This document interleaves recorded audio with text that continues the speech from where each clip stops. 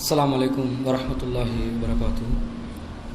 इन्नल हम्दुलिल्लाह नहमदुहु व नस्तईनुहु व नस्तगफिरुहु व नऊज़ु बिल्लाहि मिन शुरूरि अनफुसिना व मिन सय्यिआति अमालिना मय यहदिहिल्लाहु फला मुदिल्ल लहु व मय युद्लिल फला हादिय लहु व अशहदु अल्ला इलाहा इल्लल्लाह वहदहु ला शरीका लहु व अशहदु अन्न मुहम्मदन अब्दुहु व रसूलुहु अम्मा बाद।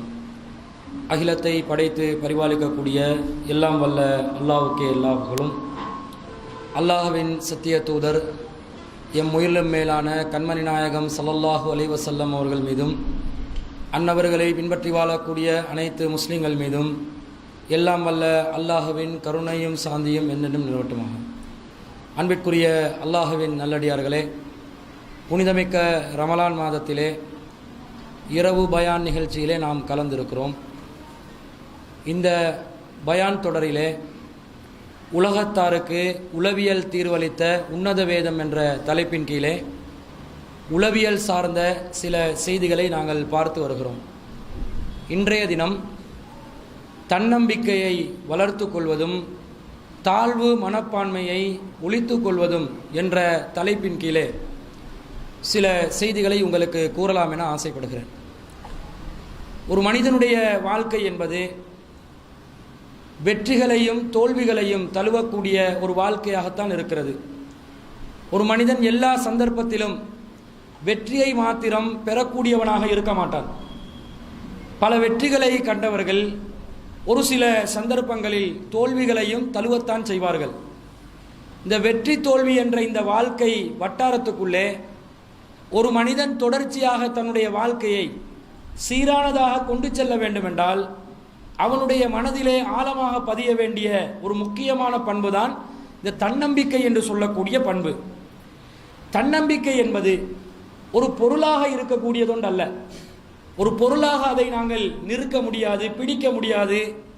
ஆனால் அந்த தன்னம்பிக்கை நம்முடைய உள்ளத்திலே சரியான முறையில் குடிகொள்ளுமேயானால் எந்த ஒரு பொருளுக்கும் செய்ய முடியாத, எந்த ஒரு சாதனத்துக்கும் செய்ய முடியாத மிகப்பெரிய அசாத்தியமான விஷயங்களை கூட சாதிப்பதற்குரிய சக்தியை அந்த தன்னம்பிக்கை கொடுத்து விடுகிறது. சாதாரணமாக நம்முடைய வாழ்க்கையிலே நாங்கள் பலரையும் பார்க்கிறோம். சிலரை எடுத்துக்கொண்டால் எதையும் சாதிப்பதற்கு மனப்பக்குவம் உள்ளவர்களாக இருப்பார்கள். அவர்களுடன் பேசும் பொழுதே என்னால் சாதிக்க முடியும் என்று சொல்வார்கள். எதுதான் மனுஷனுக்கு இயலாதது, எதையும் செய்யலாம் என்ற மனதுடன் வாழக்கூடியவர்கள் இருக்கிறார்கள். இதே போன்று இன்னும் ஒரு சாரார் இருக்கிறார்கள். என்னால் முடியாது, எனக்கு சாத்தியப்படாது, இந்த இலக்கை என்னால் அடைய முடியாது என்று நினைக்கக்கூடியவர்களும் பல வகையாக இருப்பதை நாங்கள் பார்க்கிறோம். ஆனால் இந்த மனிதர்களுடைய வாழ்க்கையில அதிகமாக நாங்கள் எத்தகைய ஒரு மனப்பாங்கில் நாங்கள் வாழணும் என்றால் எதையும் எப்போதும் சாதிக்கலாம் என்ற ஒரு நேர் சிந்தனையோடு தான் நாங்கள் வாழ வேண்டும். அப்போதான் பல விஷயங்களை சாதிக்கவும் முடியும். பொதுவாக நம்முடைய உள்ளத்தில் இயற்கையான ஒரு இயக்கம் என்னவென்று சொன்னால், நாங்கள் எந்த கோணத்தில் எந்த பொருளை பார்க்குறோமோ அந்த கோணத்தில் செயல்படுவதற்குரிய ஹோமோன்கள் தான் உடலில் சுரக்கும். நாங்கள் சாதிக்கலாம் என்று நினைச்சி ஒரு காரியத்தில் இறங்கினோம்டா அதை சாதிக்கிறதுக்குரிய முழுமையான ஒத்துழைப்பை நம்முடைய உடம்பு நமக்கு வழங்குகிறது. ஆனால் சாதிக்க முடியாதுன்னு நினைச்சா உடம்பு ஒத்துழைக்காது. அப்ப நாங்களும் சோர்வடைஞ்சிருவோம், பாதியில் அதை நிறுத்திடுவோம். இந்த நிலையை நாங்கள் பார்க்கிறோம். பொதுவாக சமுதாயத்தில் உள்ள வழக்கத்தில் என்ன பேசுவாங்க, முயற்சியே திருவினையாக்கும் என்றுவாங்க. நீ முயற்சி செஞ்சு பாரு, அது திருவினையாக அமையும், முயன்றால் சாதிக்க முடியும் என்பார்கள். எந்த அளவுக்கு சொல்லுவாங்கண்டா, முயற்சியுடையோர் இகழ்ச்சி அடையார், நீ முயற்சி செஞ்சு பாரு உனக்கு தோல்வி என்றது வராது என்றெல்லாம் சொல்லுவாங்க. இந்த வாழ்க்கை என்பது ஒரு குளம் போல, ஒரு தண்ணீர் தேங்கி கிடக்கக்கூடிய ஒரு குளமாக இருக்கக்கூடாது. எப்படி வாழ்க்கை போகணும் தெரியுமா? பீரிட்டு நீர் வடிகின்ற நீரோடைகள் எப்படி வேகமாக கடந்து செல்லுமோ அது போல ஒரு வாழ்க்கை தொடர்ச்சியாக கடந்து செல்லணும். என்ன தடை வந்தாலும், என்ன தடயங்கள் வந்தாலும் எல்லாத்தையும் முறியடிக்கிற மனதோடு போகணும். இப்ப நீங்க பாருங்க, பெரிய பெரியவங்க எல்லாம் பணக்காரனாகி வசதி வந்து பெரிய அறிஞர்களாகி மருத்துவர்களாகி இன்ஜினியர்களாகி சட்டத்தரணிகளாகி இருப்பாங்க. இவங்களோட பின்னணி வாழ்க்கையில போய் கேட்டு பாருங்க, நீங்க என்ன பண்ணினீங்க? உங்களுக்கு இவ்வளவு பெரிய டேலண்ட் வர்றதுக்கு என்ன காரணம் கேட்டு பாருங்க. நீங்க நினைக்கிற அளவுக்கு பெரிய சாதனை அவங்க பண்ணியிருக்க மாட்டாங்க. ஆனா அவர்களுடைய உள்ளத்துல ஒரு விடாப்பிடியான முயற்சி இருந்திருக்கும். அந்த விடாப்பிடியான முயற்சி எவ்வளவு தோல்விகளை சந்திச்சிருப்பாங்க, விட மாட்டாங்க. எது இலக்காக வைத்திருக்கிறார்களோ அந்த இலக்கை அடைவதே முழு மூச்சாக அவர்கள் இருந்திருப்பார்கள். மிச்சம் பெரிய விஷயம்லாம் தெரிஞ்சிருக்காது. ஒவ்வொரு துறையில யாரெல்லாம் நிபுணர்களாக இருக்கிறாங்களோ அவங்களுக்கு இன்னொரு துறையை பத்தி கேட்டு பாருங்க, சின்ன பிள்ளைத்தனமா பேசுவாங்க. அதை பத்தி அறிவே இருக்காது. தெரியுதா உங்களுக்கு? ஒரு சாதாரண சில்லறை கடையில ஒருத்தன் வந்து கணக்கு பார்க்கறான். இவன் வந்து கால்குலேட்டரை வச்செல்லாம் கணக்கு பார்க்க மாட்டான். மைண்டில் என்ன செய்வான்? கணக்கு அடிச்சு சொல்லிடுவான். அனுபவத்தில் அவனுக்கு கிடைக்கிற அந்த நாலேஜ். இதே சாதாரணமா கலைத்துறையில் இருக்கக்கூடிய ஒருவரிடம் போய் நீங்க இந்த கணக்கு கூட்டி பல்கி பெருக்க சொல்லி ஏதாவது ஒரு வழி ஒன்று கேட்டு பாருங்க, ஆன்சர் சொல்ல மாட்டாங்க. ஏன்? அதை பத்தி அவங்களுக்கு சிந்தனை இருக்காது, முயற்சி இருக்காது, அதற்கான அவர்களுக்கு ஆர்வமும் இருக்காது. எந்த துறையில ஆர்வம் காட்டுவாங்களோ, எதை சாதிக்கலாம் என்று நினைப்பாங்களோ அந்த துறையில் தான் பலரும் வளருவதை நாங்கள் பார்க்கிறோம்.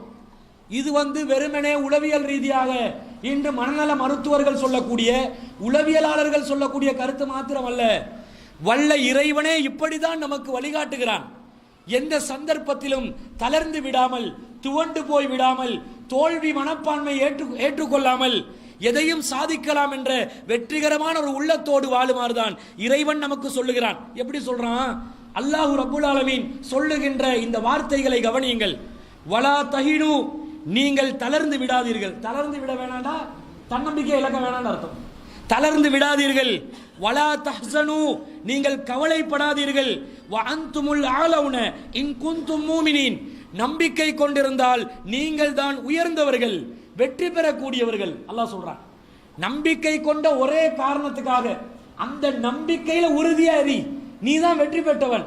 நீ தளர்ந்து விட வேண்டிய அவசியம் இல்லை, நீ தோல்வி அடைஞ்சு கவலைப்பட வேண்டிய அவசியம் இல்லை. அல்லாஹ் வந்து இதை தூண்டுறான், தன்னம்பிக்கையை தூண்டுறான். வாழ்வதற்கு இந்த தைரியம் வேணும் என்பதை அல்லாஹ் சொல்லி காட்டுறான். அடுத்தது பாருங்க, இதை எப்படி அல்லாஹ் சொல்றான்டா, போர்க்களத்துல நபி தோழர்கள் ஒரு சாராரா போரிடுவாங்க, எதிரிகள் ஒரு சாராராக நின்று போரிடுவார்கள். இரண்டு சாராராக நின்று போரிடக்கூடியவர்களில் காயங்கள் ஏற்படும். அதிகமான காயம் எங்கட தரப்புக்கு வந்துச்சுண்டா மனசு வந்து அப்படி தளர்ந்து போயிடுவோம். எங்கட ராணுவ வீரர்களை நாங்க இழந்துட்டோமே, படை பலம் குறைஞ்சிருச்சு, காயங்கள் அதிகமா இருக்குது, எங்களுக்கு ஆயுதங்கள் இல்லாம போகுது, இப்படி எல்லாம் மன தளர்வு ஏற்படும். இந்த நேரத்தில் தான் அல்லாஹ் சொல்றான், தளர்ந்து விடாதீர்கள், கவலைப்படாதீர்கள். நம்பிக்கை கொண்டு இருக்கிறீங்களா? தைரியமா களத்துல இறங்குங்க, தன்னம்பிக்கையோட இறங்குங்க. ஏன் தெரியுமா? அல்லாஹ் சொல்கிறான், இயம்சஸ்கும் கர்ஹுன், உங்களுக்கு ஏதாவது காயம் ஏற்பட்டால் ஃபகத் மஸ்ஸல் கௌம கர்ஹுன் மிஸ்லுஹு, அந்த சமுதாயத்திற்கும் உங்களுக்கு ஏற்பட்டதை போன்று காயம் ஏற்பட்டு இருக்கின்றன. அப்ப எதுக்கு நீங்க கவலைப்படுறீங்க? உங்களுக்கு ஏதாவது நடந்தா அவங்களுக்கு ஏதாவது நடந்திருக்குதா இல்லையா? இதை நினைத்து மனதை தேர்த்தி கொள்ளுங்கள், இதை நினைத்து மனத்தை சரியாக்கி கொள்ளுங்கள் என்று அல்லாஹ் தஆலா சொல்றான். சொல்லிட்டு அல்லாஹ் இன்னொரு ஆறுதலை தர்றான் பாருங்க, நம்பிக்கையை ஊற்ற மாதிரி. வத்தில்கல் ஐயாமு நுதாவிலுஹா பைனன் நாஸ், இதுதான் காலச்சக்கரம் என்பது. காலச்சக்கரம் என்றால் ஒரு நாளைக்கு அவன் சைட்ல வீசும், இன்னொரு நாளைக்கு இவங்களோட சைட்ல வீசும். யானைக்கு ஒரு காலம் என்றா பூனைக்கு ஒரு காலம் என்று சொல்லுவாங்களா இல்லையா? மாறி மாறி அடிக்கும், அலை அடிக்கும். அந்த காலச்சக்கரத்தை நாங்கள் சுழலச் செய்கின்றோம். அந்த எதுக்காக என்று சொன்னா, வலியஅலம் அல்லாஹுல்லதீன ஆமனு வயத்தஹித மின்கும் ஷுஹதா, அல்லாஹ் நம்பிக்கை கொண்டவர்கள் யார் என்று பார்க்கணுமா, ஷஹீதுகளை ஏற்படுத்தணுமா. இதுக்காக தான் இப்படி எல்லாம் அல்லாஹ் சுழலச் செய்கிறான் என்று அல்லாஹ் தஆலா தன்னை நம்புகின்ற விஷயத்திலே ஒரு சோதனையாக இதை தர்றான். இதுல எங்களுக்கு கிடைக்கிற படிப்பு என்ன தெரியுமா? எந்த காரியத்தில் இறங்கினாலும் தளர்ந்து விடக்கூடாது, கவலைப்பட்டுறக்கூடாது. எதிரிகள் வந்து ஆபத்து எங்களுக்கு நிகழ்த்தி விடுவார்களோ, எங்களுக்கு வந்து காயங்கள் வந்துருமோ, நாங்கள் தோல்வி அடைஞ்சிருவோமோ என்று நினைத்து நாங்கள் பின்வாங்க கூடாது. தான் தன்னம்பிக்கையை ஊற்றுறது. இப்ப தோமஸ் அல்வா எடிசனை பத்தி கேள்விப்பட்டிருப்பீங்க. யார் அவரு? ஏரோப்ளேனை கண்டுபிடிச்சவரா? இல்ல, பல்பை கண்டுபிடிச்சவர் அவர் தானே. அவர் வந்து பல்பு இல்லை, இன்னும் பல நவீன சாதனங்கள் எல்லாம் கண்டுபிடிச்சார். அந்த காலத்துல நிறைய சாதனங்களை கண்டுபிடிச்சாரு. திரைப்பட கருவிகள் எல்லாம் அவர் தான் ஆரம்பத்திலே கண்டுபிடிக்கிறாரு. அப்ப அந்த அளவுக்கு ஒரு விஞ்ஞானி. அவர் என்ன சொல்றாரு தெரியுமா? ஒரு வார்த்தையை சொல்கிறார் பாருங்கள், ஐ ஹேவ் நாட் ஃபெயில், நான் ஒருபோதும் தோல்வி அடைந்ததில்லை. இதை எப்ப சொல்றாருன்னு பாருங்க. I have just found 10,000 ways that won't work. அவர் சொல்றாரு, நான் தோல்வி அடைந்ததில் ஒரு தடவையும் நான் தோல்வி அடைவதற்கான 10,000 வழிகளை தான் கண்டுபிடித்திருக்கிறார். அவர் சொல்றாரு, அதாவது 10,000 தடவை தோல்வி அடைஞ்சிக்கிறாருன்னு அர்த்தம். லைட்டை கண்டுபிடிக்க போனவர், பல்பை கண்டுபிடிக்க போனவர் 10,000 தடவை ட்ரை பண்ணி மிஸ்டேக் பண்ணிட்டு தோல்வி அடைஞ்சிட்டு தன்னம்பிக்கையோட வார்த்தையின் வெளிப்பாட்டை பாருங்கள். என்ன சொல்கிறார் தெரியுமா? நான் ஒரு தடவையாவது தோல்வி அடையவில்லை, தோல்விகளுக்கென்று வழிகள் இருக்குமே, அப்படி ஒரு 10,000 கண்டுபிடிச்சு வச்சுக்கிறேன். அது பாருங்க எப்படி பாசிட்டிவா எடுக்கிறாருன்னு பாருங்க. இதுதான் தன்னம்பிக்கை. அவர் ஒரு தடவை ட்ரை பண்றாரு, மிஸ் ஆகுது, திரும்ப ட்ரை பண்றாரு, மிஸ் ஆகுது, போடா போறதுக்கு இப்படி நினைச்சா இன்னைக்கு பல்பு வந்திருக்குமா, ஒளி விளக்கு வந்திருக்குமா? எல்லாம் இருட்டுல எல்லாம் என்ன செய்ய வேண்டி வரும்? இட்டி பந்தங்கள் மிளகு திரியலை வச்சுக்கொண்டு லாம்பு குப்பி லாம்பை பிடிச்சு கொண்டு பாடம் நடத்த வேண்டியதுதான். அப்ப அந்த மாதிரி ஒரு நிலைமை வராம இவ்வளவு ஒரு வசதி கொண்டு வர்றதுக்கு யாருடைய முயற்சி காரணம்? ஒரு அறிஞர், அவன் அமெரிக்காக்காரன் தான், முஸ்லீம் அல்லாதவன் தான், ஆனா அவன் முயற்சியை பாருங்க, தன்னம்பிக்கையை பாருங்க. எத்தனை தடவை மிஸ்டேக் பண்ணாலும் பரவாயில்லை, களத்துல இறங்குறான் பாருங்க. அதுதான் அந்த தன்னம்பிக்கை தான், அந்த மனசக்தி தான், அந்த ஆத்ம தைரியம் தான் அந்த விஞ்ஞானிக்கு பல கண்டுபிடிப்புகளை கண்டுபிடிக்க வைக்குது. இதை விடுங்க, தோமஸ் ஆல்வா எடிசனை விடுங்க, ஒரு சிலந்தி எடுத்துக்கோங்க. சிலந்தி கூடு கட்டுறது, வலை பின்றதை பார்த்துருக்கிறீங்களா? நல்லா உற்று நோக்கி நுணுக்கமா பக்கத்துல இருந்து பார்த்துருக்கிறீங்களா? அதுக்கெல்லாம் பார்க்கறதுக்கு எங்களுக்கு எங்க நேரம் இருக்குது? எங்கட வீடை கட்டுறதுக்கு எங்களுக்கு டைம் இல்லை, வேலை இல்லை. சிலந்தி வலையெல்லாம் பார்த்து கொண்டு இருக்கணுமா? பாருங்க, யூடியூப்ல வீடியோ எல்லாம் போட்டுருப்பாங்க சிலந்தி வலை பின்ற மாதிரி. எவ்வளவு கஷ்டப்படு தெரியுமா? இன்ன அகுவனல் புயூத்தி, வீடுகள்ல மிகவும் பலவீனமான வீடு சிலந்தியுடைய வீடு அல்லாஹ் சொல்றான். எவ்வளவு பலவீனமான வீடு, ஆனால் அந்த வீடை கட்டுவதற்காக சிலந்தி பற்ற பாடு இருக்குதே, சுப்ஹானல்லாஹ். அதை மட்டும் பார்த்தீங்கடா நீங்க ஒரு நாளும் தன்னம்பிக்கையை மட்டும் இழக்க மாட்டீங்க. ஒவ்வொரு தடவையும் பின்னும் வலை விழுந்துச்சண்டா, உடஞ்சிச்சண்டா, திரும்ப ஸ்டார்ட் பண்ணும் ஆரம்பத்திலிருந்து. அம்மாக்கள்ல வடை சாப்பிடுறவங்க இருக்கிறாங்க, கவுண்டிங் மிஸ் ஆனா ஆரம்பத்திலிருந்து சாப்பிடுறதுக்கு தயாரா இருப்பான். அதுல மட்டும் கண்ணு கருத்துமா இருப்பான். முயற்சி ஒரு சாதனை நோக்கிய பயணத்துல தளர்ந்து விடுறான், அப்படியே துவண்டு போறான். இது சரி வராது, எப்படி சாதிக்கிறதுன்னு நினைக்கிறான். சிலந்தி பலவீனமான கூட்டை திரும்ப திரும்ப திரும்ப திரும்ப முயற்சி செஞ்சு அது கட்டி முடிக்குது பாருங்க. நீங்க என்ன பண்ணுவீங்க? வீட்டில் மாசத்துக்கு ஒரு தடவை என்ன செய்வீங்க? ஒற்றை அடிப்பீங்களா? சிலந்தி கூடெல்லாம் பிச்சை எடுப்பீங்களா? அடுத்த மாசத்துல திரும்ப இருக்கும், அதே இடத்துல இருக்கும். ஏன்? அது சோர்வடையாது, தளர்ந்து போகாது, தன்னம்பிக்கையை இழக்காது. இவன் மாசம் மாசம் உடைப்பான் தெரியும், நானும் கட்டிக்கொண்டே இருப்பேன், அவ்வளவுதான். அது கட்டுது பாருங்க. மாசம் மாசம் ஒற்றை அடிக்கிறது கேட்டால் எல்லாம் முழிக்கிறாங்க, வருஷத்துக்கே அடிக்கிறது போல ஒற்றையா. வீடெல்லாம் சிலந்தி வீடு மாதிரி தான் இருக்குது போல. அதாவது துப்புரவு பண்ணணுமா இல்லையா? அது பாருங்க திருப்பி அதே இடத்துல கட்டுது. ஏன் கட்டுது தெரியுமா? அது நினைக்குது, நான் இந்த இடத்துல திரும்ப கட்டுவேன், அவன் உடைச்சாலும் பரவாயில்லை, என் முயற்சி வீணா போவாது. இந்த சிலந்திக்கு இருக்கிற நம்பிக்கை நம்ம பல பேருக்கு இல்லாம இருக்குது, தன்னம்பிக்கை. என்ன ஆச்சரியம் தெரியுமா? இந்த ஒரு மன்னன், ராபர்ட் ப்ரூஸ் என்று சொல்லக்கூடிய ஒரு மன்னன், 13ஆம் நூற்றாண்டு 14ஆம் நூற்றாண்டு காலப்பகுதியில் வாழ்ந்த ஐக்கிய ராஜ்யத்தை சேர்ந்த ஒரு மன்னன். அவன் பல யுத்தங்களை சந்திக்கிற யுத்தத்தில் எல்லாம் தோல்வி அடைஞ்சு கொண்டே இருக்கிறான். எப்ப பார்த்தாலும் அடி விழுது, உயிர் தப்பிச்சுட்டு வர்றான், ஆனா அவனோட படை தோக்குது. இதை பார்த்து பார்த்து அவனுக்கு ரொம்ப வெக்கம் மன உளைச்சல் ஏற்பட்டு ஒரு விதமான அவன் சமுதாயத்துக்கு தலை காட்ட முடியாத ஒரு நிலை ஓடி ஒளிகிறான். ஒரு குடிசையில போயிட்டு அந்த குடிசையில ஒளிஞ்ச நேரத்தில் சிலந்தி வலை பின்றதை பார்க்கறான். கண்ணால சிலந்தி உண்டு வலை பின்றதை பார்க்கறான், பார்த்து கொண்டே இருக்கிறான். கண் அவன் விழி அந்த வலையை நோக்கியே தான் இருக்கிறது, அப்படியே திசை மாறாமல். சிலந்திட வலையை பின்னல்ல என்ன நடக்குது பார்க்கிறான். அது எத்தனாயிரம் தடவை அது வலை பின்னுது, எத்தனாயிரம் தடவை முயற்சி செய்து கொஞ்சமாவது மனத்தளர்வு ஏற்படவில்லையே, அது நம்பிக்கையை இழக்கலையே. இந்த சிலந்திக்கு இருக்கிற தன்னம்பிக்கை என்னிடம் இருக்கக்கூடாதாண்டு மீண்டும் படைபலத்தை தயாராக்குகிறான், பலமாக செல்கிறான், எதிரணையை முறியடித்து விட்டு அவன் வெற்றி அடைகிறான். ஒரு சிலந்தி கிட்ட படிப்பினை பெறான். இந்த நிலைமை அல்லாஹ் தஆலா எங்களுக்கு வைக்கல, எங்களுக்கு ரப்புல் ஆலமீன் நிறைய உதாரணங்கள் எங்களோட வாழ்க்கையிலே தர்றான். அதை பார்த்தாலே எங்களுக்கு வெற்றி பாதையை நோக்கி பயணத்தை ஆரம்பிக்கலாம். ஒரு குழந்தை பிறக்குது, பிறந்த உடனே என்ன செய்யுது? அது பால் குடி பருவத்திலிருந்து அப்படியே மெல்ல மெல்ல வளருது. வளரும் போது நடக்க ஆரம்பிக்கும் பாருங்க. நடக்கிறதுக்கு முயற்சி செய்கிற இந்த குழந்தையுடைய தன்னம்பிக்கையை ஒரு முன்னுதாரணமாக நீங்கள் எடுத்துக்கொள்ளலாம். காலடியை வைக்கும், கீழே விழுமெண்டு எங்களுக்கு தான் பயம் வரும், அதுக்கு பயம் வருமா? அதுக்கு வராது. அது இப்படியே காலடியை வைக்கும், நாங்க தான் பயத்தில் அல்லாஹ் உம்மாண்டேன்னு கொண்டு பின்னாடி போயிட்டு குழந்தைய தூக்கி எடுப்போம். அதுல தன்னம்பிக்கையை பாருங்க. ஒரு கால் எடுத்து வச்சா மறு கால் எடுத்து முன்னாடி வைக்கணும் என்ற தன்னம்பிக்கை அந்த குழந்தைக்குள்ள இருக்குது. நாங்களும் அதை ஊட்டி தானே வளர்க்கிறோம். ஒரு குழந்தை வந்து நடக்கிறதுக்கே முயற்சி செய்தில்ல, நடை பயிலவில்லை, நாங்க என்ன செய்வோம்? நடக்க வைக்கிறதுக்குரிய முயற்சியை செய்வோம். நீ நடப்பா, பயப்படாதே. சைக்கிள் ஓட்டுறது எங்களே குழந்தைகள் ஒரு 5-6 வயசு 7 வயசு ஆகும்போது சைக்கிள் ஓட்ட பழக்குவோம். நாங்க எத்தனை தடவை நாங்க பழகும் போது விழுந்திருப்போம். லைசன்ஸ் எடுக்க போன நேரத்தில் 8 போட்டவங்க எத்தனை பேர் இருக்கிறீங்க? நான் லைசன்ஸ் எடுக்க போன நேரத்தில் எக்ஸாமினர்ட்ட மேலே போயிட்டு ஒருத்தன் விட்டான் பைக்கை, அவன் 8 போடாம 1 போட்டான். அவன் எவ்வளவு சிரமங்கள், எவ்வளவு முயற்சி, எத்தனை தடவை லைசனுக்கு அப்ளை பண்றான், 8 போட பழகுறான். அப்ப சின்ன குழந்தைகள் பைஸ்களை ஓட்ட பழகுறாங்க, எவ்வளவு கஷ்டம் என்று பாருங்க. ஆனால் நாங்க என்ன செய்யறோம்? முயற்சியை கைவிட மாட்டேன்றோம்.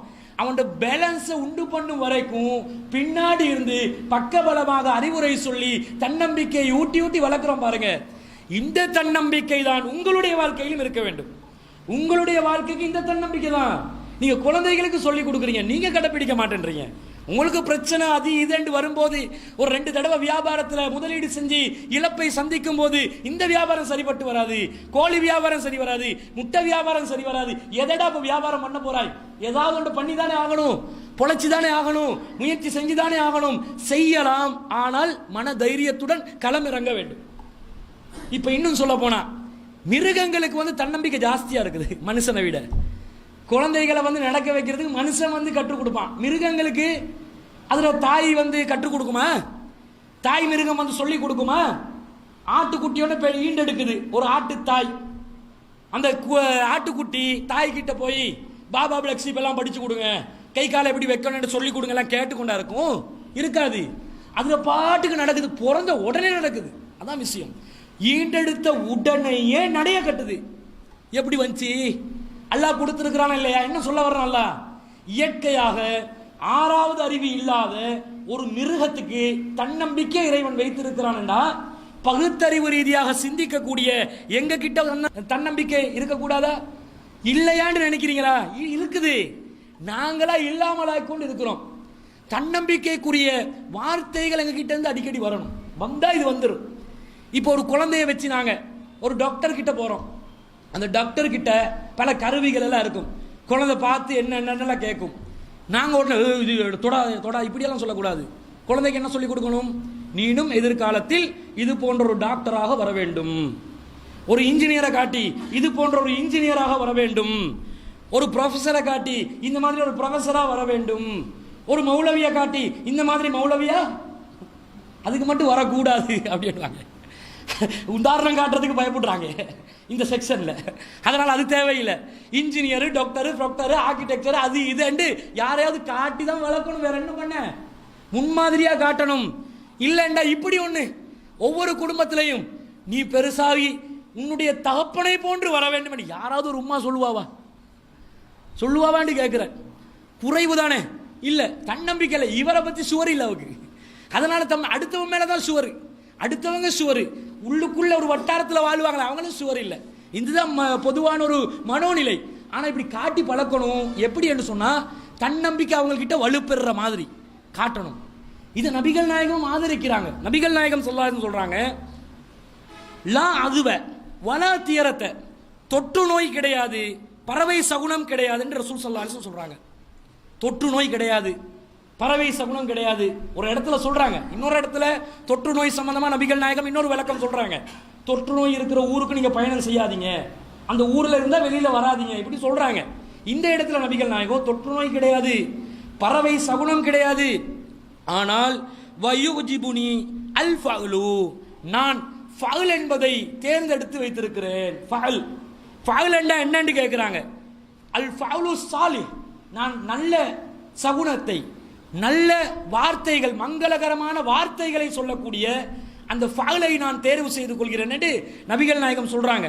அப்ப நபிகள் நாயகத்திட்ட கேட்கிறாங்க, வமல் ஃபஅலு, ஃபஅல் என்றால் என்ன? அதுக்கு நபிகள் நாயகம் சொல்றாங்க, கலிமத்துன் தய்யிபத்துன், நல்ல வார்த்தைகள். இன்னொரு ஹதீஸ்ல சொல்றாங்க, அல் கலிமத்துல் ஹஸனத்து, அழகிய வார்த்தைகள். அழகிய வார்த்தைகள் என்பது ஒரு விதமான சகுனம் என்றாங்க நபிகள் நாயகம். இஸ்லாத்துல சகுனம் இல்லை, பறவை சகுனமும் இல்லை, நல்ல நேரம் கெட்ட நேரம் எதுவுமே இல்லை. ஆனா அழகிய வார்த்தைகள் சொல்றது இருக்குது, இது உண்டு. நபிகள் நாயகம் கனவு கண்டா என்ன செய்ய சொன்னாங்க? நல்ல கனவு காண்றீங்க, கெட்ட கனவு கண்டா சைத்தானிடமிருந்து வரக்கூடியது. என்ன பண்ணணும்? இடது பக்கத்துல 3 தடவை துப்பி என்ன கொண்டாடிட்ட மூஞ்சில காரி துப்ப கூடாது. இடது பக்கத்தை இப்படி துப்பி அவன் எந்த ஆங்கிள் படுத்தாங்களோ அதுக்கு ஆப்போசிட் ஆங்கிள் படுக்கணும். இது கெட்ட கனவு கண்டா. விரும்பினா விழிச்சு உழு செஞ்சு 2 ரக்காத் என்ன செய்யலாம்? தொழலாம். இப்படியும் மார்க்கம் சொல்லுது. ஒரு துவா வேற இருக்குது. நல்ல கனவு கண்டா ரசூல் ஸல்லல்லாஹு அலைஹி வஸல்லம் என்ன சொல்றாங்கடா, உங்களுக்கு நலவை நாடக்கூடியவர்களுக்கு மாத்திரம் சொல்லுங்கள். கிட்ட இருப்பாங்க நலவு நாடக்கூடியவங்க, கெடுதி நாடக்கூடியவங்களும் இருப்பாங்க. பழகுவாங்க, பேசுவாங்க. எல்லாரும் நல்லதை நாடுறவங்களா? இல்ல. ஈயண்டு பல்ல இழிச்சாலும் உள்ளுக்குள்ள பொறாமையும் காழ்ப்புணர்ச்சியும் வெந்து கொண்டு இருக்கும். அந்த இடத்துல ஒரு முட்டையை உடைச்சி போட்டா அப்படியே பாயில் பண்ணி எடுத்துடலாம், அந்த அளவுக்கு நெருப்பு வேகும். அப்படியெல்லாம் இருக்கத்தான் செய்யறாங்க. ஆனா நபிகள் நாயகம் என்ன சொல்றாங்க? அப்படிப்பட்டவங்களுக்கு சொல்லாதீங்க, நலவு நாடக்கூடியவங்களுக்கு சொல்லுங்க. உதாரணத்துக்கு இப்ப நான் ஒரு பென்ஸ் கார்ல போற மாதிரி ஒரு கனவு கண்டு வைங்க. நான் யாருக்காவது ஒருத்தர் கூப்பிட்டு சொல்றேன், பென்ஸ் கார்ல போற மாதிரி கனவு கண்டுங்க வேண்டும், உங்களோட கேட்டுக்கு இருக்கிற பைக்கை ரிப்பேர் பண்ணுங்க வேண்டும், இதுல வேற பென்ஸ் காரு கேக்குதோ, இப்படி சொல்லுவான். இது யாரு? கெட்ட எண்ணம் கொள்றவன். நல்லெண்ணம் வைக்கிறவங்க அதெல்லாம் அல்லா நாட்டினா தருவாங்க, இதெல்லாம் பயப்படாதீங்க.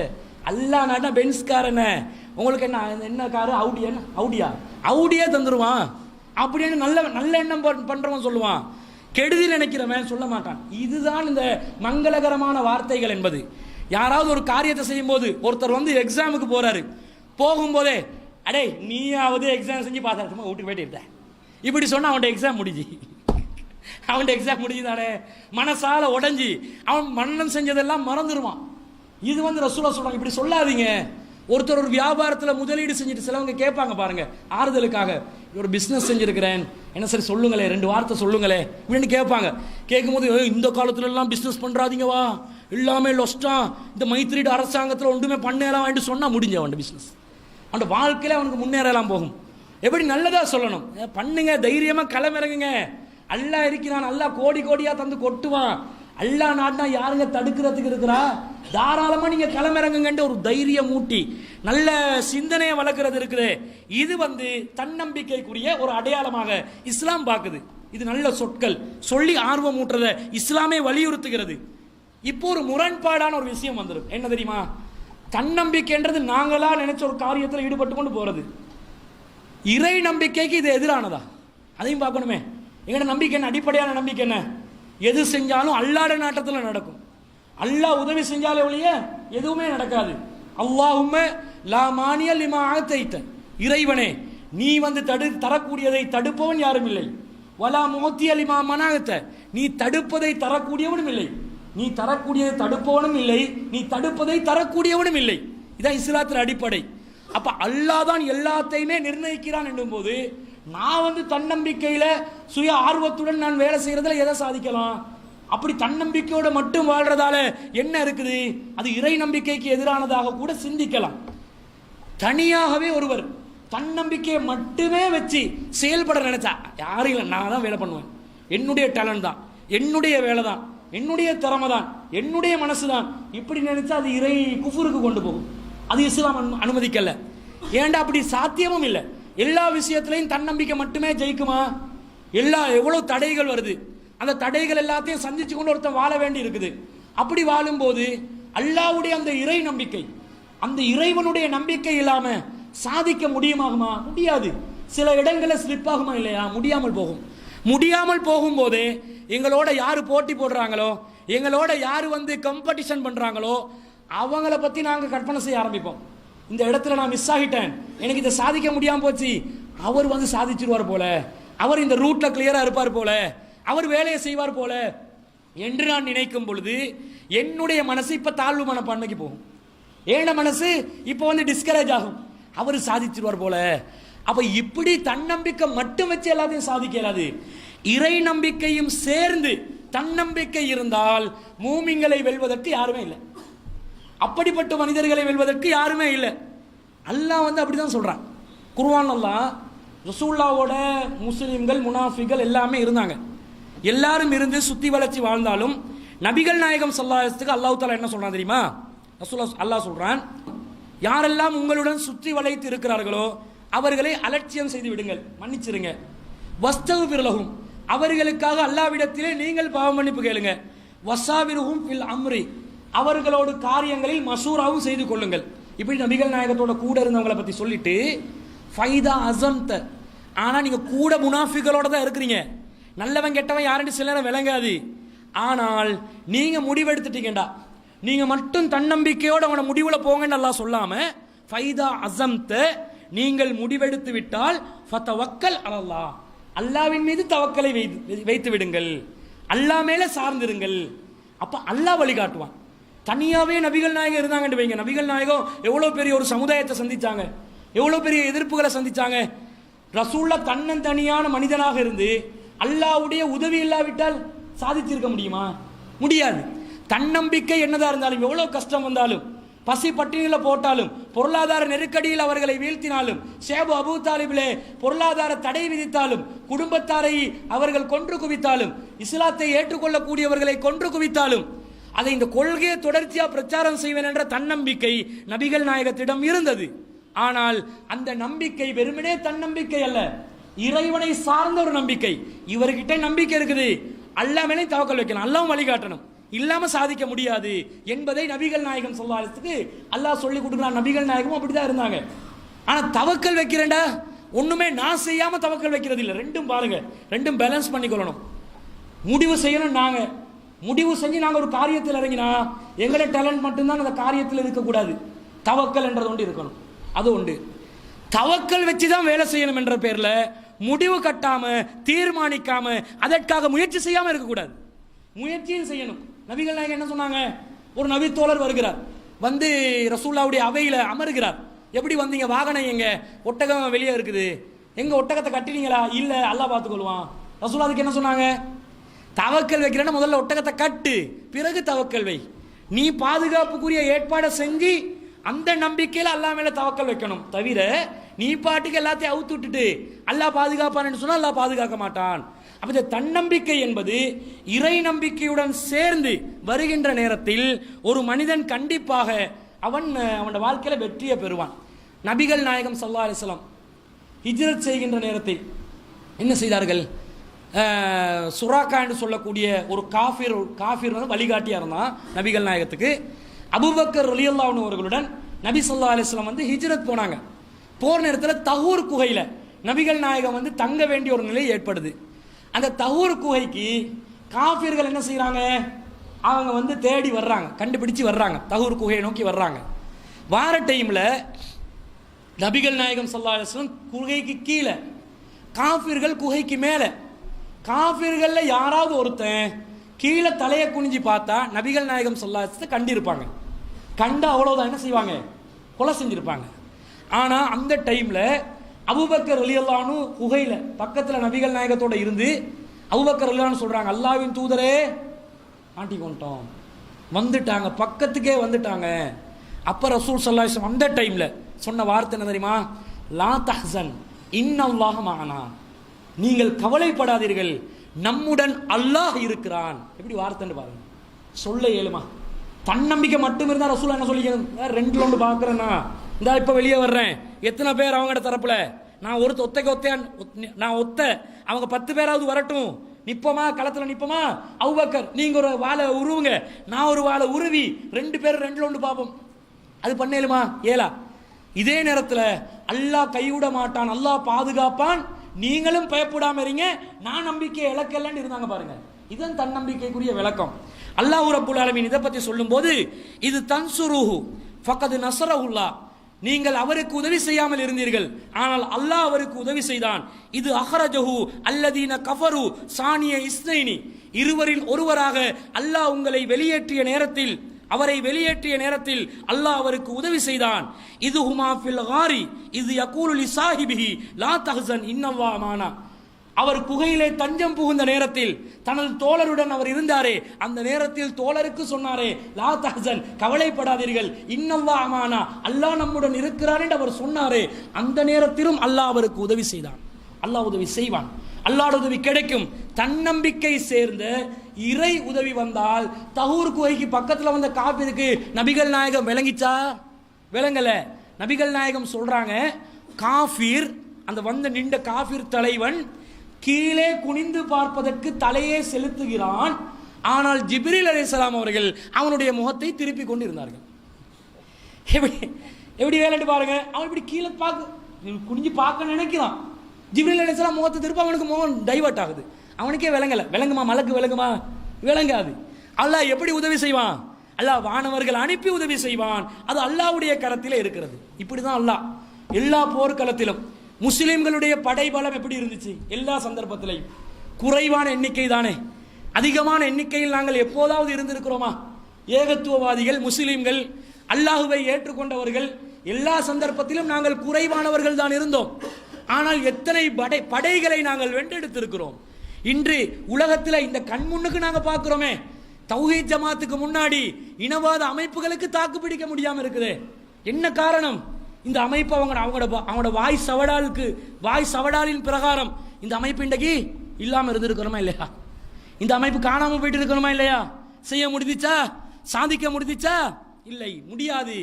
ஏனென்றால் அல்லாஹ் இந்த தன்னம்பிக்கையை ஏற்படுத்துற மாதிரி அல்லாஹ் சில வேலைகளை செஞ்சிருக்கிறான். சிறு படைகளாக இருந்தாலும் அவர்கள் வெல்வார்கள். காரணம், அல்லாஹ் தன்னம்பிக்கையை ஊட்டுவான். அல்லாஹ் சொல்றான், வகஐய்யிம் மின் நபியின், எத்தனையோ நபிமார்கள் இருந்தார்கள். காத்தல மாவு ரிப்பியூன கசீருன், அவர்களுடன் சேர்ந்து பல படையினர்கள் போரிட்டு இருக்கிறார்கள். ஃபமா வஹனு லிமா அஸாபஹும் ஃபீ சபீலில்லாஹ், அல்லாஹ்வின் பாதையிலே அவர்களுக்கு ஏற்பட்ட காயங்களின் காரணமாக அவர்கள் தளர்ந்து விடவில்லை. வமா லஅஃபு, பலவீனப்படவும் இல்லை. வமஸ்தகானு, அவர்கள் சோர்வடையவும் இல்லை, இழிவடையும் சரணடையவும் இல்லை. அல்லாஹ் சொல்றான். இந்த வார்த்தையை கேட்கும் போது எங்களுக்கு ஒரு நம்பிக்கை வருதா இல்லையா? களத்தில் நிற்கலாம், அல்லாஹ் பாதுகாப்பான், அல்லாஹ் உதவி செய்வான். ஏனென்றா பலவீனப்பட மாட்டார்கள் அல்லாஹ்வின் படையினர்கள், தோல்வியை தழுவ மாட்டார்கள் அல்லாஹ்வின் படையினர்கள், சரணடைய மாட்டார்கள் அல்லாஹ்வின் படையினர்கள் என்ற நம்பிக்கை நமக்கு பல படைகளை எதிர்க்கின்ற அந்த சக்தியை தருகிறதா இல்லையா? வெறுமனே ஒரு நம்பிக்கை தான் எங்களிடம் இருக்கும் என்றால், ஆயுதங்களும் படைபலங்களும் மாத்திரம்தான் நம்முடைய பிளஸ் பாயிண்டாக இருக்கும் என்றால் அதை வைத்து சாதிக்க முடியுமா? எதிரிகளுடைய படைபலம் நம்மை விட பல மடங்கு அதிகமாக இருக்கிறது. ஆனால் அல்லாஹ் ரப்பல் ஆலமீன் இப்படி ஒரு நம்பிக்கையை தர்றான். நீ பயப்படாதடா, நீ தைரியமா நில்லு, உன்னால் சாதிக்க முடியும், நீ முயற்சி செய். அல்லாஹ் ஒரு இடத்துல மறுமைக்கே இதை சொல்றான். மறுமைக்காக யாரெல்லாம் பாடுபடுகிறார்களோ அவர்களை பற்றி பாராட்டி பேசும் விதமாக அல்லாஹ் சொல்கிறான், இன்ன சாயக்கும் லஷத்தா, உங்களுடைய முயற்சிகள் கடும் முயற்சியாக இருக்கிறது. என்ன முயற்சி பண்றீங்க சொர்க்கத்தை அடைய? எப்படிப்பட்ட முயற்சி? ரொம்ப பாராட்டுகிறேன் என்றான் அல்லாஹ். அந்த மாதிரி முயற்சி பண்ணுங்க என்றான் அல்லாஹ். அப்ப அல்லாஹ் கொடுக்கிற இந்த தன்னம்பிக்கைக்குரிய அந்த வார்த்தைகள் மூமின்களை வளப்படுத்தும்.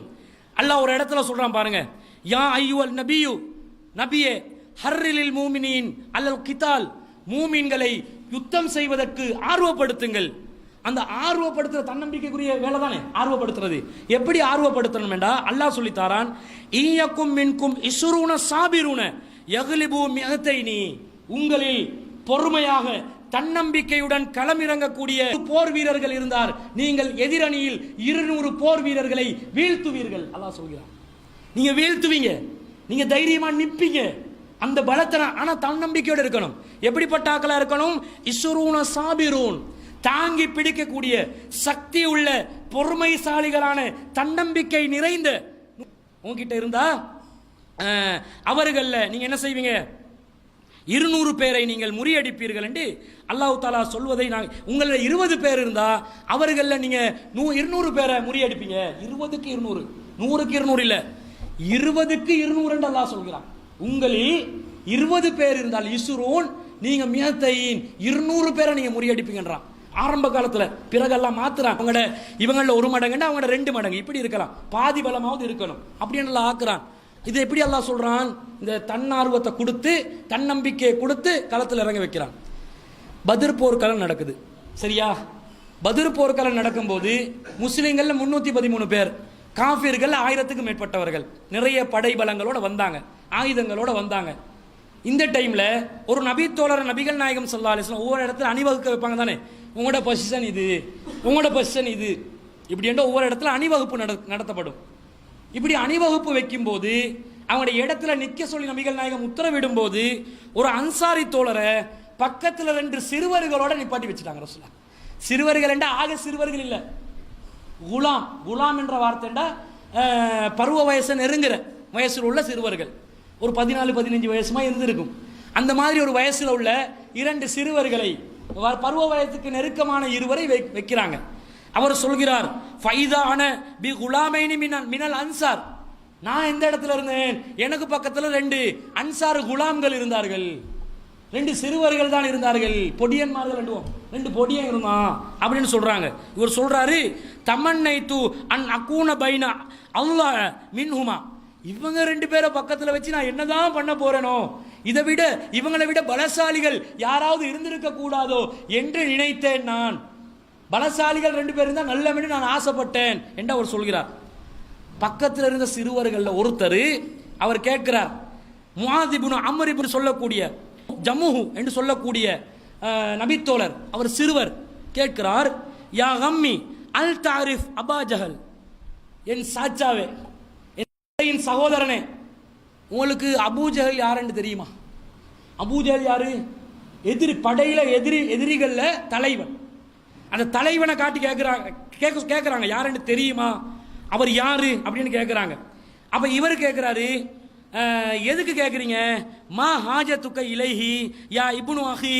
என் சகோதரனுடைய மகனே, அபூஜஹலை தெரிஞ்சு கொள்றதுல உங்களுக்கு என்ன ஆர்வம், என்ன பிரச்சனை அப்படின்னு கேட்குறாங்க. அவர் சொல்கிறார், உஹ்பிர்து அன்னஹு யசுப்பு ரசூலல்லாஹி ஸல்லல்லாஹு அலைஹி வஸல்லம். அவர் ரசூலுல்லாஹ்வை திட்டிக் கொண்டிருக்கிறாராமே, நான் கேள்விப்பட்டேனே. இவர் சிறுவர் சொல்றார், யாரு? முஆத் இப்னு அம்ர் இப்னு ஜமுஹு என்று சொல்லக்கூடிய அந்த நபித்தோழர் சிறுவராக இருக்கும்போது நபிகள் நாயகத்தை திட்டுறாராமே. வல்லதி நஃப்சி பியதிஹி லஇன் ரஅய்துஹு லா யுஃபாரிகு சவாதி சவாதுஹு. அல்லாஹ்வின் மீது சத்தியமாக எனது உயிர் எவன் கைவசத்தில் இருக்கிறதோ அந்த இறைவன் மீது ஆணையாக அவன் மாத்திரம் களத்தில் கிடைத்தால் ஏண்ட உடம்பும் அவன் உடம்பும் பிரியாது. எதுவரைக்கும்? ஹத்தா யமூத்தல் ஆஜலு மின்னா. எங்கள்ல யாரு முதல்ல சாவாங்களோ தெரியா, யாரு ஆரம்பத்திலே விரைவாக மரணிப்பார்களோ அவர்கிட்ட உடல் தான் முதல்ல கீழே விடும் அப்படின்றாங்க. அப்படி ஃபைட் பண்ணுவேன் என்றாரு. அப்ப இவர் சொல்றாரு, ஃபதா அஜப்து லிதாலிக. இதை நான் கேட்ட உடனே ஆச்சரியப்பட்டுட்டேன். என்ன ஒரு தன்னம்பிக்கை, என்ன ஒரு ஆர்வம், என்ன ஒரு தைரியம். சிறுவனாக இருந்து கேட்கிறாரு. இப்ப நான் கேட்கிறேன், ஒரு ஆர்ப்பாட்டம் நடக்குது, போலீஸ்ல டிஐஜி அவன் எல்லாம் பெரியவன் வாரான், சரியா? கண்ணீர் புகழ் எடுத்து வாரான். அங்க ஒரு பிக்குப்படை ஒன்று வருது. நம்ம தொண்டர்கள் ஊழியர்கள் என்ன பண்ணுவாங்க? நான் பேசுகிறேன் வருவானா? எல்லாம் என்ன செய்வான்? ஆளை விட்டா போதும், வழக்கு போட்டு உள்ளுக்கு அனுப்பிடக்கூடாது, அடுத்த எல்லாம் நினைக்கிறான். எல்லாம் பயப்படுறானா இல்லையா? களத்தில் நிற்கிறானா? நிற்கணும், சண்டை பிடிக்கணும், தேவை வந்தா அதுக்குரிய நிலை ஏற்பட்டா பயப்படக்கூடாது. அல்லாஹ்வுடைய மார்க்கம் மேலோங்க செய்ய வேண்டும். இந்த போர் கடமை அது எங்களுக்கு போர் கடமை இல்லை, அங்க களத்தில் கடமை ஆகிச்சு. கடமை ஆகும் போது என்ன செய்தார் அந்த சிறுவர்? கேட்கிறாரு, அபூஜஹலை காட்டுங்கன்னு கேட்கிறாரு. பக்கத்தில் இருந்தாரே அவரு கேட்கிறாரு இதே மாதிரி, எனக்கு அபூஜஹலை கொஞ்சம் காட்டுங்களே. அவரும் கேட்க இவர் ஆச்சரியப்பட்டாரு. இவங்க 2 பேர்கிட்ட பக்கத்தில் இருந்து நான் மாட்டிக்கொள்வேனே தெரியா போர்ல என்று நான் நினைச்சா, இந்த 2 பொடி பசங்க என்ன கேட்கிறாங்க? மெயின் தலையே கேட்குது. தலையை காட்டுங்க, தலையை உருட்டி எடுக்கணும், ஆளை காட்டுங்க. ஏன்டா கண்டும் இல்லை பாருங்க அபூஜஹலை. அப்படி கேட்கிறாங்க. கேட்கும் போது இவர் சொல்றார், அலா, ஓ அறிந்து கொள்ளுங்கள், இன்ன ஹாதா சாஹிபுக்குமா அல்லதி சால்துமுனி. நீங்க கேட்டீங்களே அந்த ஆள் இவர் தான், உங்கள் தோழர் இவர் தான். நீங்க ஃப்ரெண்ட் ஒன்றை கேட்டீங்களே, அந்த ஃப்ரெண்டு வந்துட்டாருன்னு அபூஜஹல் களத்தில் முன்னாடி வரும்போது காட்டிட்டாங்க. 2 பேரும் பாஞ்சி விழுறாங்க பாருங்க. அபூஜஹல் செத்தது இந்த 2 பேருடைய கையால தான். மிகப்பெரிய காபிர் தலைவன், அபுல் ஹிக்கும் என்று அழைக்கப்பட்டவன், ஞானத்தின் தந்தை என்று அழைக்கப்பட்டவன், மடையனின் தந்தையாக மாற்றிய நபிகள் நாயகத்துடைய படையில் 2 சிறு வீரர்கள், இளைஞர்கள், வயோதிபர்கள் அல்ல, இளமை பருவத்தை நெருங்கிய வயதில் இருந்தவர்கள் பாஞ்சி விழுறாங்க. 2 பேரும் அபூஜஹலை வெட்டி கொதறி எடுக்கிறாங்க. கடைசியில யாரு கொண்டேன்னு நபிகள் நாயகம் கண்டுபிடிக்க வேண்டி வந்துச்சு. அபூஜஹலிட மண்டைய பொளந்தது யாரு கண்டுபிடிக்கிறதுக்கு ரசூலுல்லாஹ் என்ன சொல்றாங்க? 2 பேரையும் அழைத்து நபிகள் நாயகம் ஸல்லல்லாஹு அலைஹி வஸல்லம் வந்து கேட்குறாங்க, உங்க 2 பேர்ட்ட வாளை காட்டுங்க, கிவ் மீ த ஸ்வார்ட், வாள்களை தாங்கடா.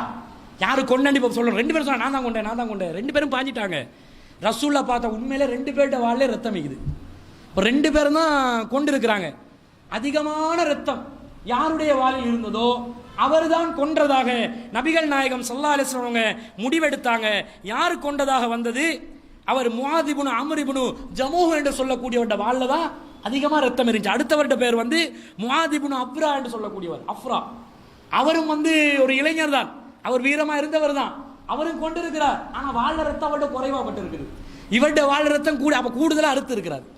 அதனால நீ தான் கொண்டு பிரிக்கிறாங்க. எதுக்கண்டா?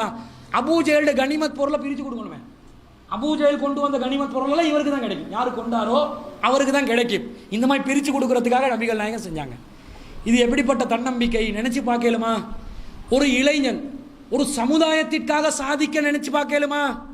ஒரு இளைஞன் பேசினா என்ன சொல்லுவாங்க? ரத்த கொதிப்பு, பயசு பண்டங்கள் வந்து நிற்கும். சமுதாயத்துக்கு எதையும் பண்ணி இருக்காது, இந்த சமுதாயத்துக்கு எதையும் செஞ்சிருக்காது. ஒன்றே ஒன்று நடந்துக்க, அவன முடிதான் பழுத்து இருக்கும். முடி பழுத்ததை தவிர இந்த சமுதாயத்துக்காக எதையும் சாதித்து இருக்காது. ஆனா என்ன பேசும்? ரத்த கொதிப்பில் கத்துகிறார்கள். நீ என்னடா பண்ண? இப்ப உன்னோட ரத்த கொதிப்பு காலத்துல நீ என்ன பண்ணிருப்பாய்? ரத்த கொதிப்பு கால சினிமா கொட்டகையில் நீ காலத்தை கழிச்சிருப்பாய். நீ ரத்த கொதிப்பு காலத்துல விபச்சார விடுதிகள்ல இருந்திருப்பாய்.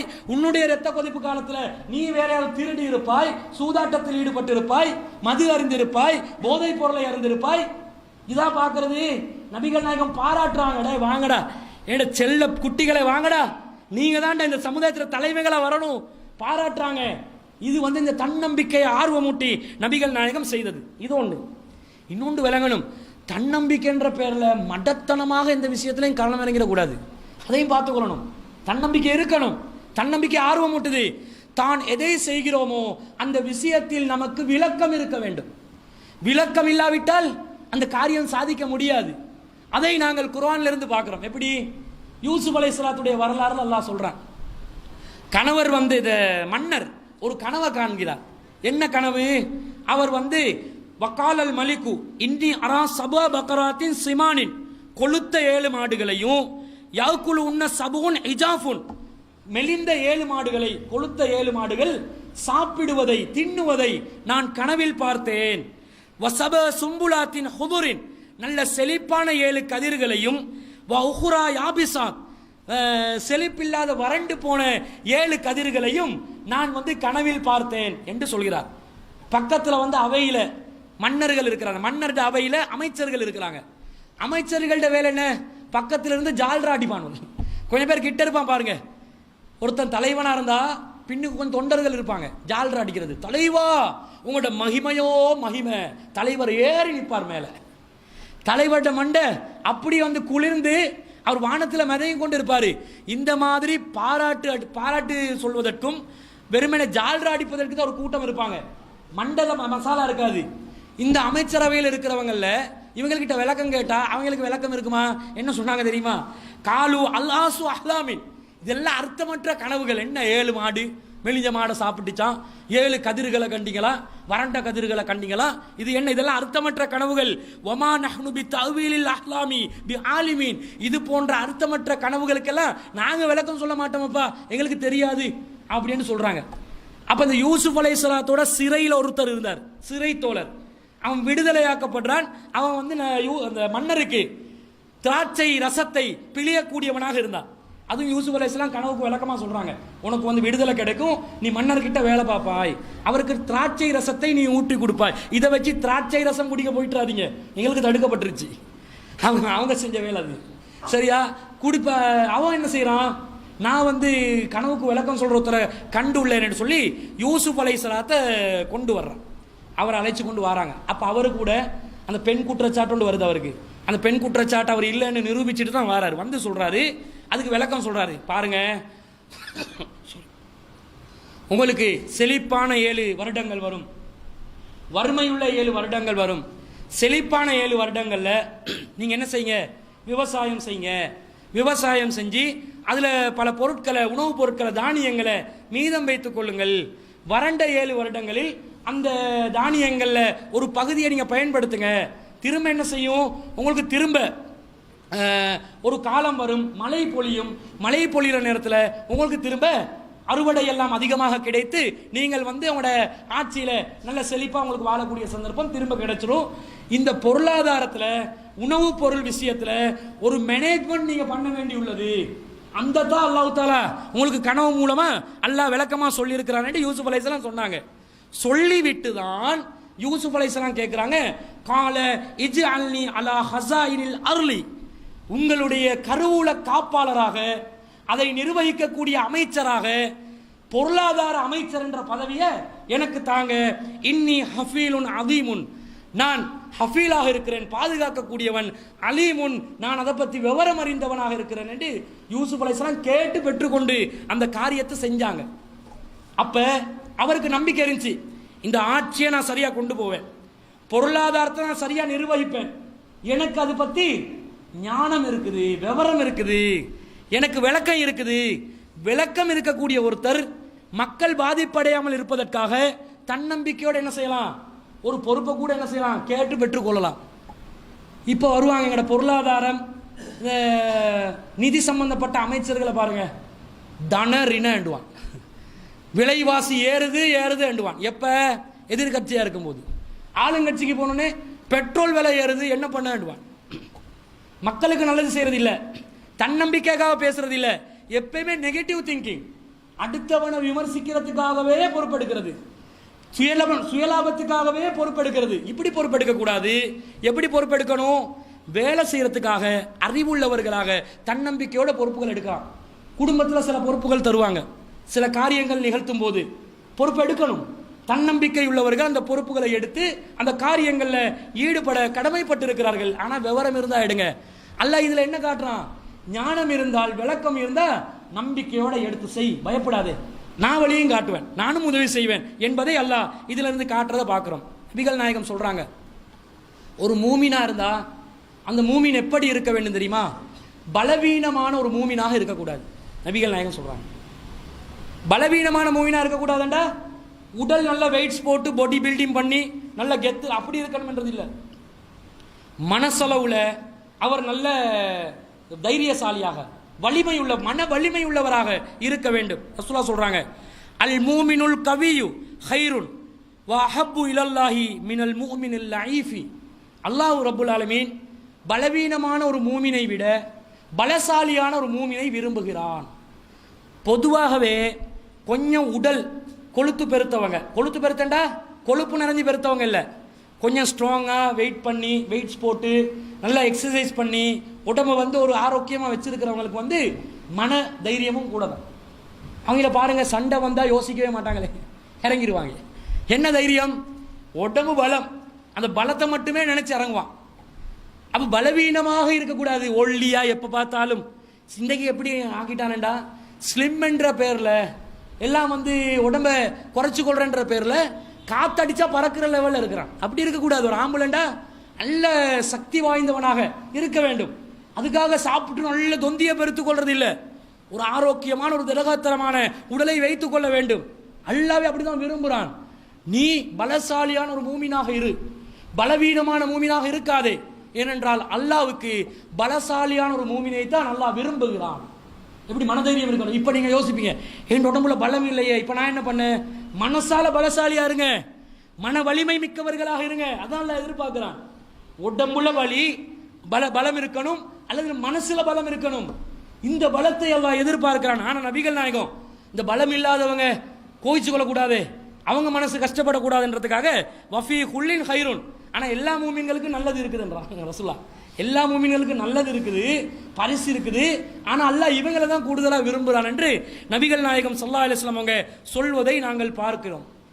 அப்ப இந்த தளர்வு அடையாமல் எப்பயும் மன வலிமையை வச்சு கொண்டு போகணும். தளர்வு வேண்டா, தாழ்மை மனப்பான் வேண்டா, எப்ப பார்த்தாலும் ஹரியன்னாக்கிவோ தரியன்னா சரி வராது, ஏலா கஷ்டம், என்னால முடியாது என்று சொல்லக்கூடியது. அந்த மாதிரி நபிமார்கள் நினைத்திருந்தால் இவ்வளவு காரியங்களை சாதித்திருக்க முடியுமா?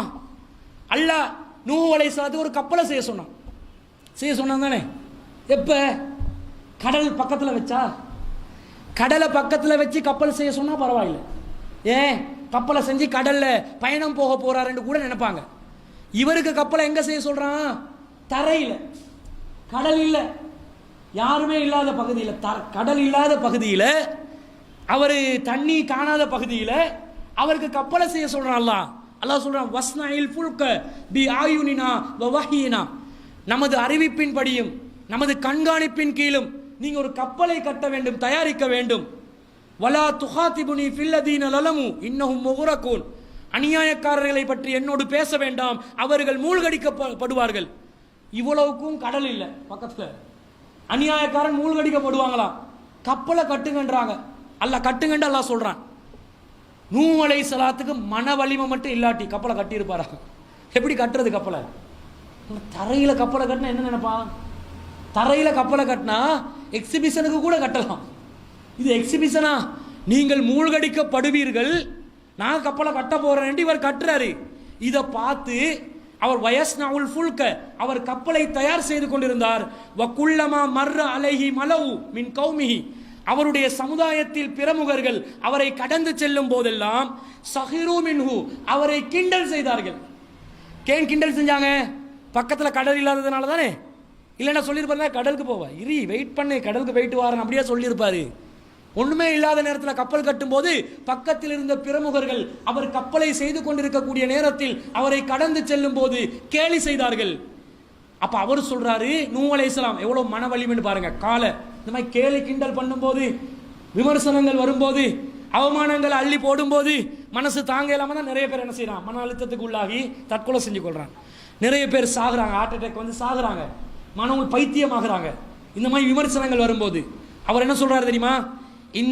இன் தஸ்ஹரு மின்னா, நீங்கள் எங்களை கேலி செய்தால் ஃபஇன்னா நஸ்ஹரு மின்கும் கமா தஸ்ஹுரூன், நீங்கள் எப்படி கேலி செய்கிறீர்களோ அப்படி ஒரு நாள் நாங்களும் நிச்சயமாக கேலி செய்வோம். கேலி செய்யும்.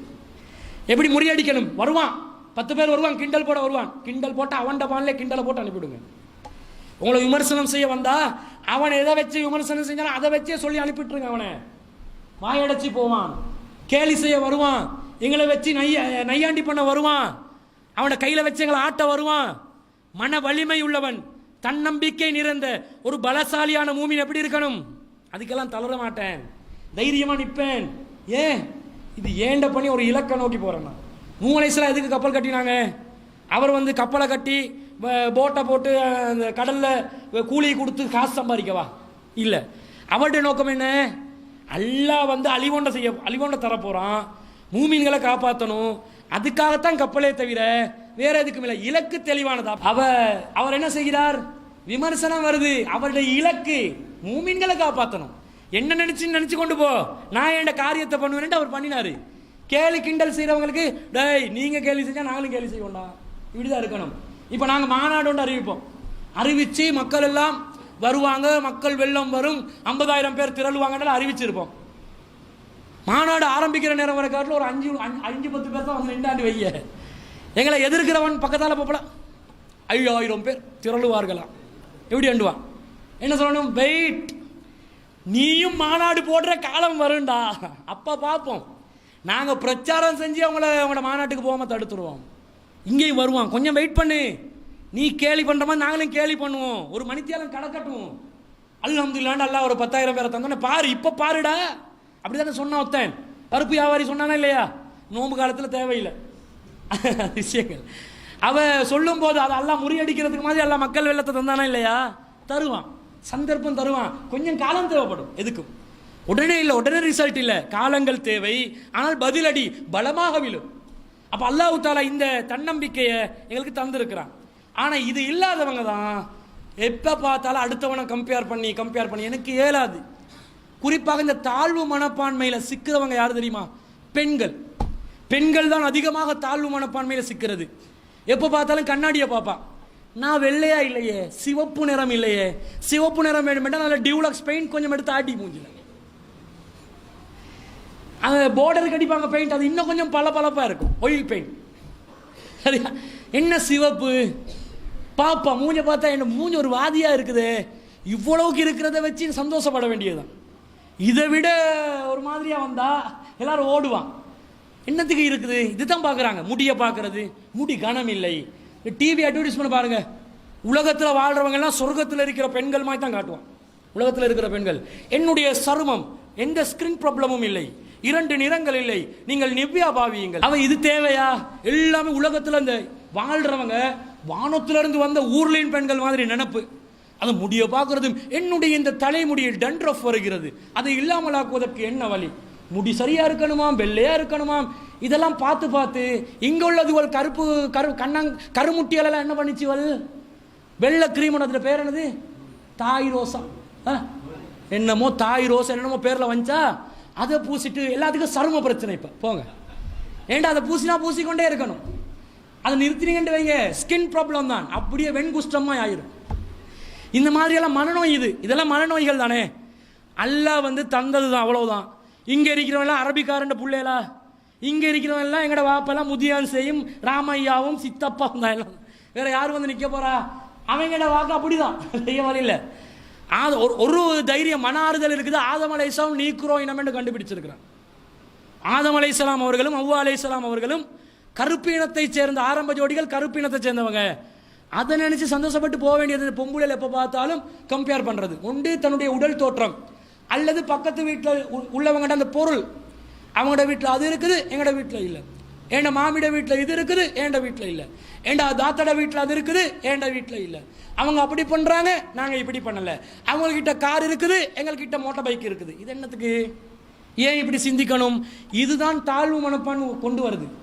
அடுத்தவங்களோட கம்பேர் பண்ணி எங்களை அப்படியே கீழ்நிலைக்கு கொண்டு போகுது. இது ஒரு மனநோய். இதிலிருந்து நாங்கள் விடுபட வேண்டும் என்றால் அல்லாஹ் ரப்புல் ஆலமீன் பல வழிகளை எங்களுக்கு காட்டுகிறான். நபிகள் நாயகம் ஸல்லல்லாஹு அலைஹி வஸல்லம் சொல்றாங்க, லைஸல் கினா அன் கஸ்ரத்தில் அரலி, அதிகமாக சொத்துக்களுக்கு சொந்தக்காரன் பணக்காரன் கிடையாது. நபிகள் நாயகம் சொன்னாங்க. பணக்காரன் நிறைய பேருக்கு அப்படித்தானே. இளைஞர் ஆண்களுக்கு என்ன பிரச்சனைடா, வெகு விரைவில் பணக்காரனாகணும், வசதியான வாழ்க்கை வாழணும், அப்படியே ஒரு கார்ல போகணும் வரணும், அப்படியே ஒரு டை கோட்டோட இருக்கணும். இவர் இருக்கிறது ஸ்ரீலங்கால, கட்டுறது டை. இந்த ட்ரெஸ் கோடை முதல்ல அறிவுபூர்வமாக தான் ட்ரெஸ் கோடை மாற்றணும். சட்டத்தரணிகள் தான் மாட்டி முழிக்கிறது. அதுல வேற கருப்பு கலர்ல போடணும் ஒரு அபாயா உண்டு, அதுக்கு மேலால போட்டுக்கொண்டு திரிவாங்க. எவ்வளவு பார்க்க போல கேலி கூத்தாதான் இருக்குது. இந்த வெயில இதை போட்டு பண்றாங்களே பாடு. ஆனா என்னது, எல்லாம் இந்த மாதிரி ஒரு செட்டப்ல வியாபாரம், சம்பாதிக்கணும், எல்லாம் பொருளாதாரம், ஏதாவது செஞ்சு சம்பாதிக்கணும். நிறைய முஸ்லிம்கள்ல போதை பொருட்கள் வியாபாரம் செய்றாங்க. என்ன காரணம்? குறுகிய காலத்தில் அதிகமான செல்வத்தை பெற்றுக் கொள்வதற்கு. போதை பொருள் முஸ்லிம் சமுதாயத்தில் கொழும்பு மாவட்டத்தில் எல்லாம் ஆஜியார்மார்கள் தான் வித்தாங்க. எல்லாம் ஹஜ்ஜி முடிச்சு முஸ்தலிஃபால தங்கி அரஃபால தங்கி இங்க தூள் வியாபாரத்தில் ஈடுபடுறது. என்னடா உங்களோட ஹஜ், அன்று பிறந்த பாலகனை போல வர்றது. அந்த பாலகன் இங்க உள்ள எல்லா பாலகன்களுக்கும் தூளை சப்ளை பண்றது. இப்படி பண்றாங்க. தப்பு செய்யறது உம்ராக்கு ஓடுறது. சில இது மாதிரி கூத்து நடக்குது. செல்வங்கள் இருப்பது, இந்த செல்வமே எங்களுக்கு சோதனை அமைஞ்சிடும். செல்வங்கள் அதிகமாக இருப்பது செல்வந்தன் என்பதற்குரிய ஒரு அடையாளம் கிடையாது. நபிகள் நாயகம் சொல்றாங்க, வலாக்கின்னல் கினா கினன் நஃப்ஸி, ஒரு செல்வந்தன் என்பது போதும் என்ற மனசு உள்ளவன். பருப்பு சட்டியோட எங்களுக்கு கருவாடு கொழும்பு தான் கிடைக்குதா, சாப்பிட்டு அல்ஹம்துலில்லாஹ் நீங்க, அவன் தான் செல்வந்தன். எனக்கு கேஎஃப்சி சிக்கன் கிடைக்கலன்னு நினைச்சா அவன் பிச்சைக்காரன்.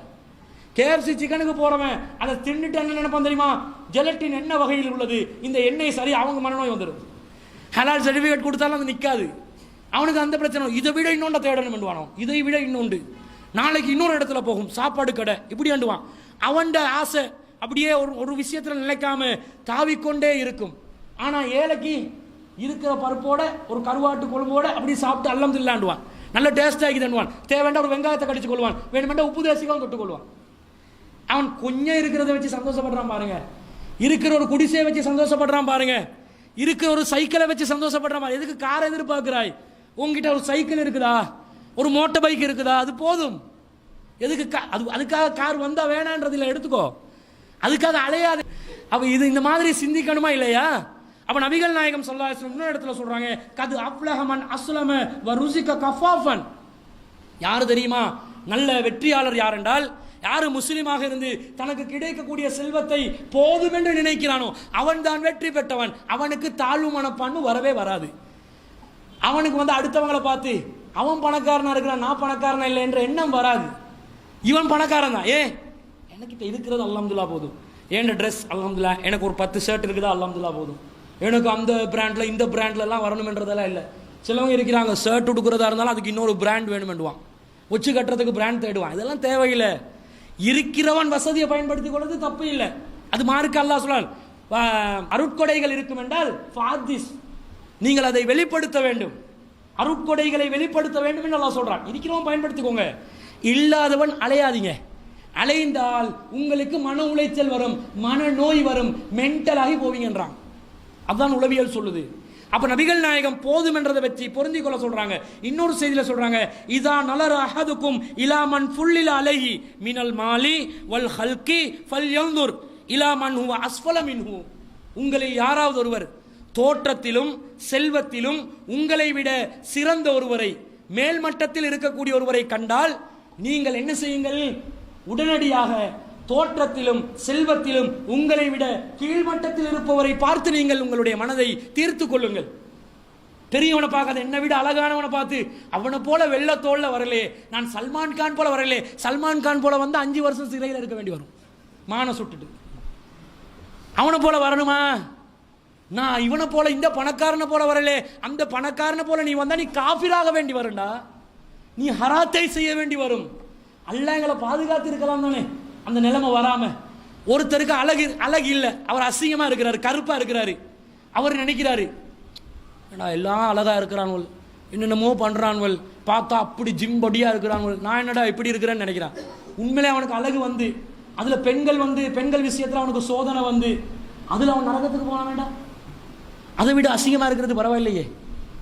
ஒருத்தன் செல்வந்தனா இருந்து அதுல ஹராத்தை செஞ்சு அதுல அல்லாஹ் கிட்ட மறுமையில கேள்விகள் அதிகமா வந்து நரகத்துக்கு போறதை விட ஒரு ஏழையா இருந்து மறுமையில சொர்க்கத்தில் அதிகமா இருப்பவங்க யாருன்னு சொல்றாங்க ரசூலுல்லாஹ்? ஏழைகள். பணக்காரர்கள் தாமதமாகத்தான் சோனத்துக்கு நுழைவார்கள். அப்ப ஏழைகள்ல உள்ள அந்த பரிசை பார்த்தீங்களா, உலகத்துல செல்வந்தனை பார்த்து ஏங்குறான்.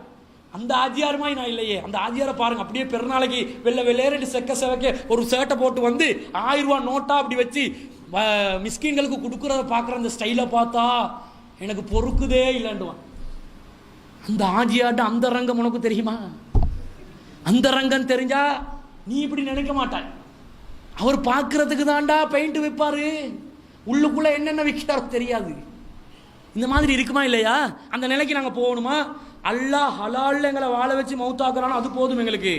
அந்த நிலையில் நாங்கள் இருந்தால் சரி என்றாங்க நபிகள் நாயகம் சொல்றாங்க, உன்லுரு இலாமன் அஸ்ஃபல மின்கும், உங்கள கீழ்நிலையில் உள்ளவர்களை நீங்கள் பாருங்கள், வலா தன்லுரு இலாமன் ஹுவ ஃபௌகக்கும், நீங்கள் உங்களுக்கு மேல்மட்டத்தில் இருப்பவர்களை பார்க்காதீர்கள், ஃபஹுவ அஜ்தரு அல்லா தஸ்தரு நிஅமத்தல்லாஹ், நீங்கள் அல்லாஹ்வுடைய அருட்கொடைகளுக்கு நன்றி மறுப்பதற்கு அது வழிவகுத்து விடும் என்றாங்க.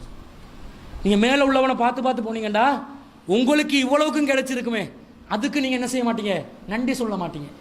உங்களுக்கு ஒரு குடிசையை வந்து அல்லாஹ் சொந்த காசுல தந்திருப்பான்.